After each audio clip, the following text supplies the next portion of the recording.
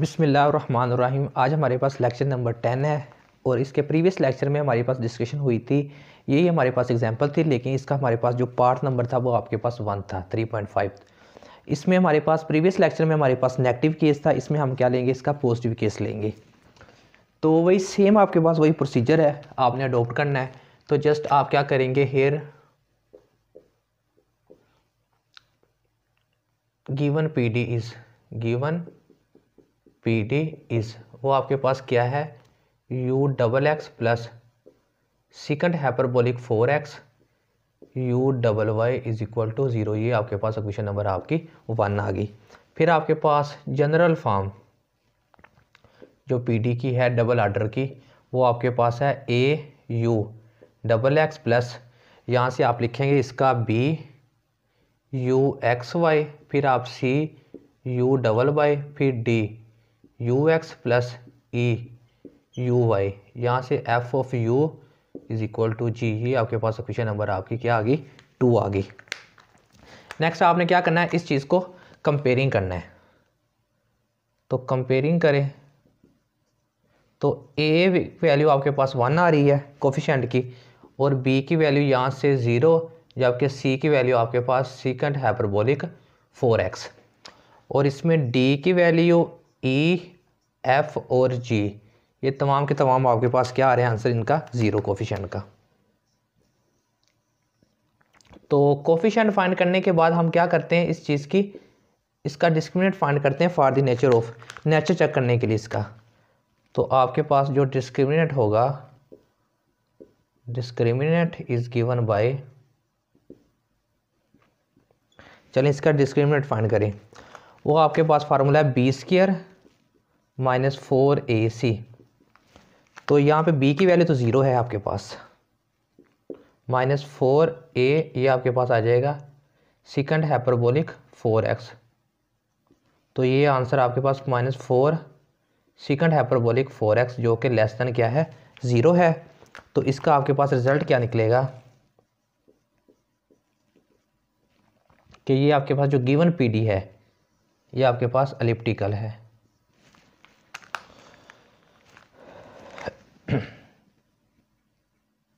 Given PD is elliptical everywhere except x और y के 0 के अलावा। तो ये तमाम के ऊपर क्या है आपके पास, एलिप्टिकल। फिर आपने क्या करना है, इसकी कैरेक्टरिस्टिक इक्वेशन फाइंड आउट करनी है। द कैरेक्टरिस्टिक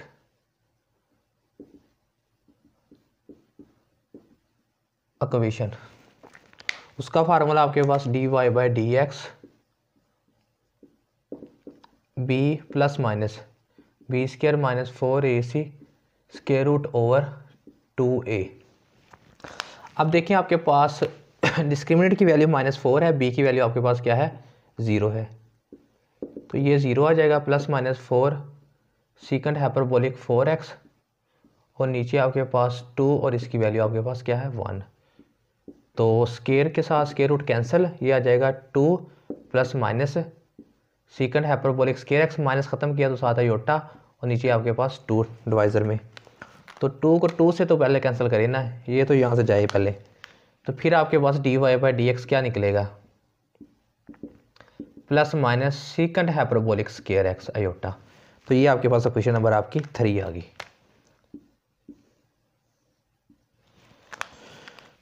फाइंड करने के बाद हमारे पास यहाँ से 2 केस बन रहे हैं, एक पॉजिटिव के साथ एक नेगेटिव के पास। तो ये आ जाएगा सेकंड स्केयर हाइपरबोलिक x, यहाँ से सेपरेशन कर लें, सेपरेशन करने के साथ ही आप इसकी इंटीग्रेशन कर लें। तो इंटीग्रेशन या सेकंड आपके पास क्या फंक्शन ऑफ x है, तो ये इंटीग्रेशन के अंदर होगा। तो ये y सेकंड का हाइपरबोलिक इंटीग्रेशन क्या होता है, tan hyperbolic x plus c1। तो यहाँ से c1 की वैल्यू निकाल लें, tan हाइपरबोलिक x। तो अब यहाँ से सेपरेशन कर लें विद माइनस साइन, तो minus second square hyperbolic x और dx होगा। तो separate by variable second square x और dx। तो ये तो यहाँ पे dx तो नहीं आना ना, नीचे ही आना dx। तो ये dy आ गया, माइनस बाहर लिखें क्योंकि माइनस हम लेते हैं कांस्टेंट को। फिर ये आ जाएगा y माइनस ये भी tan hyperbolic x plus c2। यहाँ से हम क्या करें कि c2 की वैल्यू को निकाल लें, वो निकलेगी y plus tan hyperbolic x। अब पिछले केस में भी हमने पॉजिटिव को c2 को लिया था जाई, तो मेरे ख्याल से c2 को हमने जाई लिया था। तो यहाँ से पॉजिटिव को आप पुट कर लें जाई, वो आपकी मर्जी होती है कि जाई को पुट कर लें या आप चाहे ईटा को पुट कर लें, तो इसमें तो कोई भी नहीं है। लेकिन पिछले केस में मैंने इसी क्वेश्चन को इसको जाई लिया था, इसको ईटा लिया था c2 को। तो इसमें भी हम क्या करते हैं को c2 को हम पुट करते हैं जाई y plus tan hyperbolic x, और ईटा y माइनस वाले को हम पुट कर लेते हैं ईटा। तो फ़र्क तो कोई नहीं पड़ेगा, लेकिन बस ये आपके पास क्वेश्चन नंबर आपकी 4 निकल आएगी। चलें, उसके बाद अब आपके पास यहाँ पे देखें ना कि ईटा की वैल्यू और जाई की वैल्यू आपने क्या ली है, y plus tan hyperbolic x। तो अब इसकी हमने डिफ्रेंशिएट भी तो करना है ना, तो इसको डिफ्रेंशिएट कर लें x के हिसाब से, तो निकलेगा tan का तो सीकंट स्केयर हाइपरबोलिक x। जब हम इसको डबल करेंगे तो ये पावर रूल पहले लगेगा 2 शुरू में, तो पावर में एक कम किया, फिर पावर के बगैर रकम का डेरिवेटिव सीकंट का डेरिवेटिव होता है सीकंट हाइपरबोलिक x और tan हाइपरबोलिक x। ये सीकंट और ये सीकंट आपके पास, ये सीकंट हाइपरबोलिक स्केयर x और tan हाइपरबोलिक x बन जाएगा। फिर आपने x का y के हिसाब से 0, फिर अकेले y1, फिर डबल y भी 0। चले, यहाँ से ईटा को पुट करते हैं हम, क्या पुट करते हैं ईटा को, माइनस केस, तो वही सेम डेरिवेटिव आने हैं, जस्ट आपके पास क्या होगा कि -7 लग जाएगा। तो ईटा डबल x का डेरिवेटिव मैं डायरेक्ट लिखने लगा 2 सीकंट हाइपरबोलिक स्क्वायर x साथ tan हाइपरबोलिक x आ जाएगा।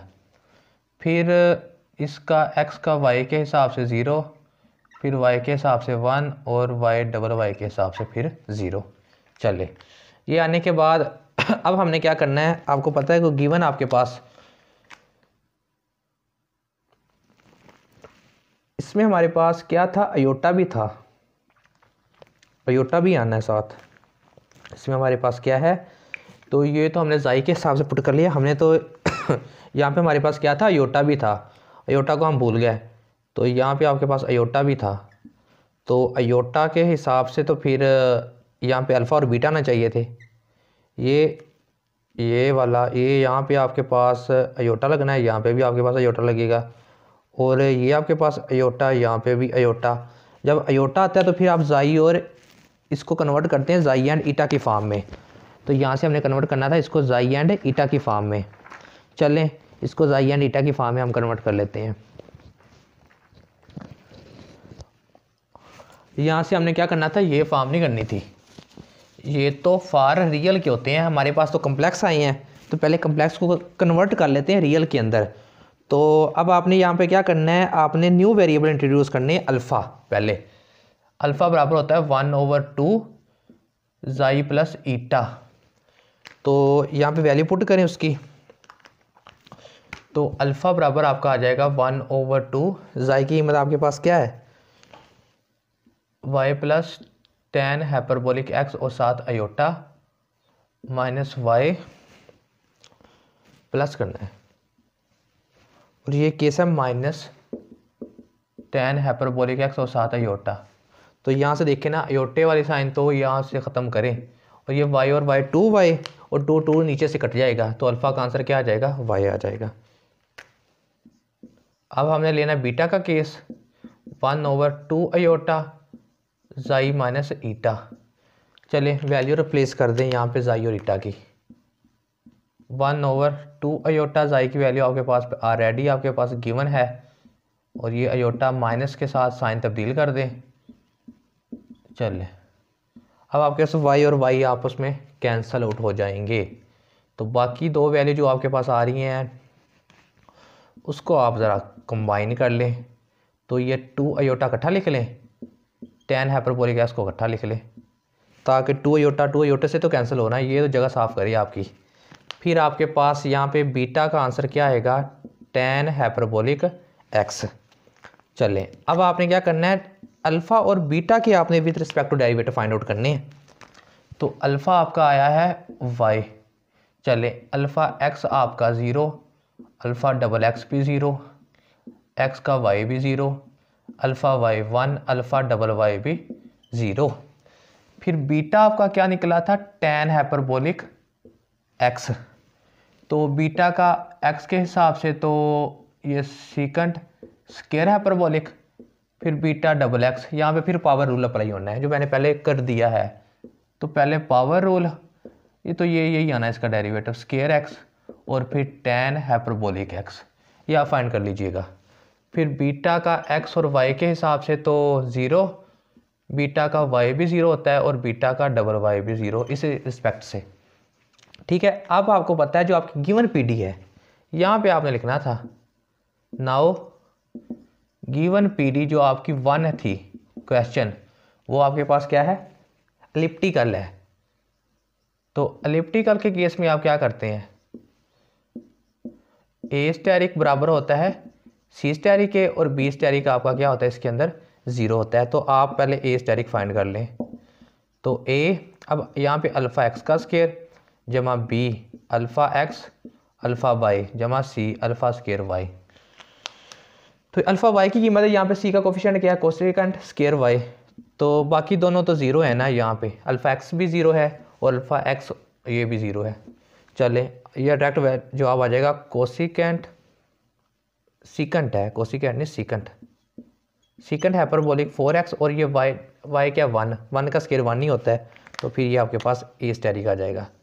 तो ए और सी बराबर होते हैं, तो इस वजह से सी स्टेरिक की वैल्यू भी आपके पास यही है, सीकंट हाइपरबोलिक 4x। चलें अब आपने फाइंड करना है डी स्टेरिक। तो डी स्टेरिक फाइंड करने के लिए आपको क्या करना पड़ेगा, यहाँ से सफाई करें। तो इसको ज़रा साफ़ कर लें, तो इसकी हमें ज़रूरत नहीं है। ये अब क्या है आपके पास एक्स्ट्रा है, फालतू है, इसको तो रेज़ करें। आपको किन की ज़रूरत होगी, आपको ये ज़ाई और ईटा की ज़रूरत होगी आगे जाके, क्योंकि लास्ट में हमने इसकी वैल्यू पुट करनी है। इसको रहने दें, बाकी को रेज़ कर लेते हैं। चलें अब आपने कौन सी कीमतें फाइंड आउट की हैं, आपने वहाँ से ए स्टेरिक, सी स्टेरिक और बी स्टेरिक आपका आ गया है। अब आपने यहाँ से डी स्टेरिक फाइंड करना है।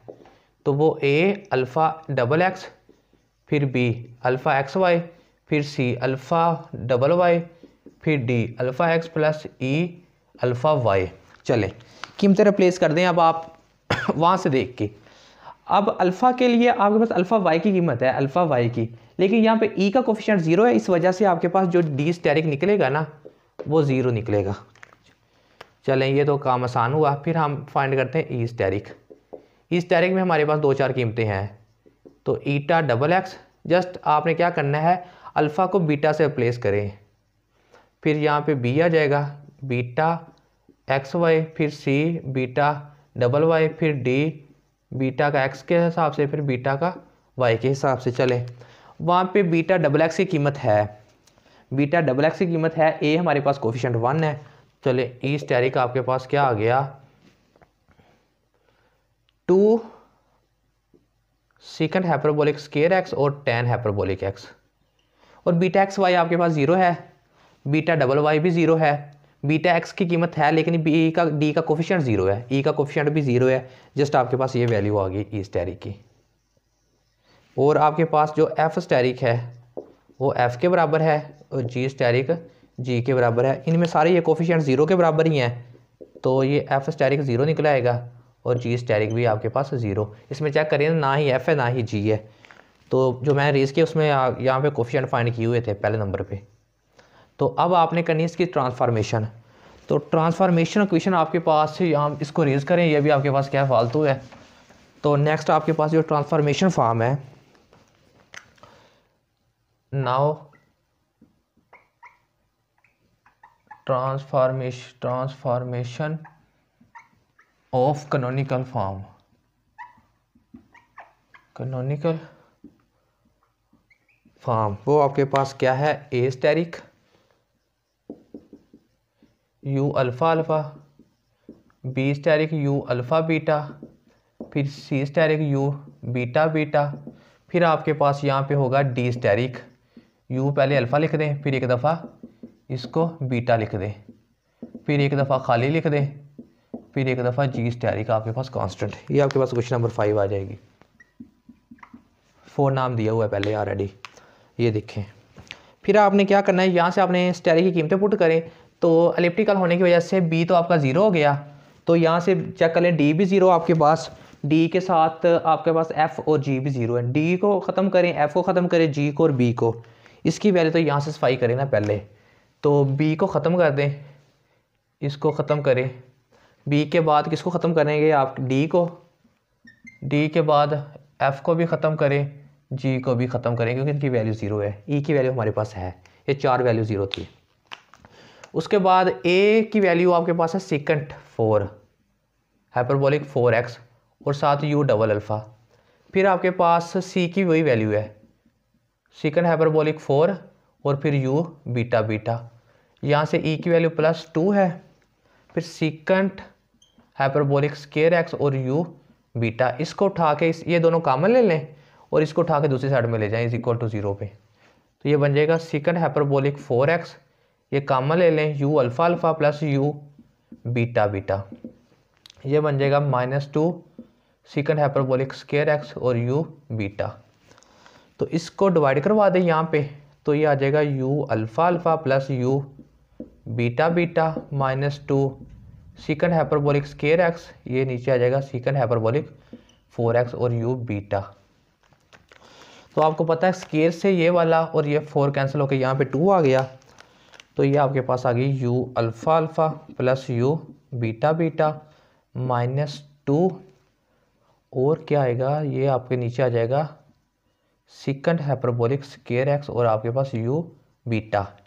यहाँ पे आपके पास कोई गलती हुई है, यहाँ के आपके पास इसकी वैल्यू क्या है, tan हाइपरबोलिक भी है यहाँ पे, वही मैं कह रहा हूँ tan हाइपरबोलिक x भी यहाँ पे आना था और फिर आपके पास यू बीटा आना था, फिर 0, यहाँ पे tan हाइपरबोलिक x और यू बीटा, फिर tan हाइपरबोलिक x और फिर यू बीटा आना था, यहाँ पे tan हाइपरबोलिक x फिर आपके पास यू बीटा।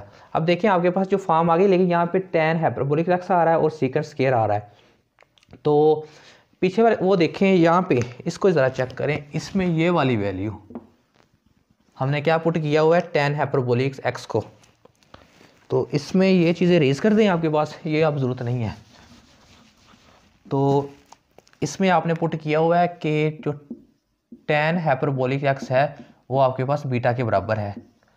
तो अब आपने सेकंड की वैल्यू भी निकालनी है। आपको पता है जो सेकंड हाइपरबोलिक x होता है वो बराबर होता है 1 minus tan hyperbolic square x। तो tan की वैल्यू तो आपके पास बीटा है, तो यहाँ से सेकंड हाइपरबोलिक x आ जाएगा 1 माइनस बीटा का स्क्वायर। इन दोनों वैल्यू को यहाँ पे रिप्लेस कर दें, तो ये फॉर्म आपके पास बनेगी you alpha alpha plus you beta beta -2 beta over 1 minus beta का स्क्वायर और यू बीटा। तो ये आपके पास इसका फाइनल रिजल्ट आ गया।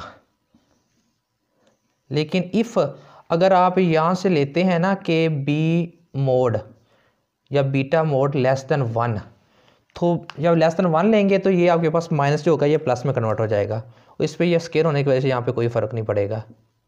प्लस यू बीटा बीटा ये बन जाएगा 2 beta over 1 minus beta square और यू बीटा। ये आपके पास सिंपलेस्ट आपकी कैनोनिकल फॉर्म आ गई सेकंड ऑर्डर की। तो ये आपके पास ये क्वेश्चन आपका एंड हो गया। ये आपके पास क्या था 4.3.5 का सेकंड केस था, जिसके अंदर आपने ये आपके पास पॉजिटिव केस था, माइनस केस आपने पहले पिछले लेक्चर में कर लिया है। तो thanks for watching this video.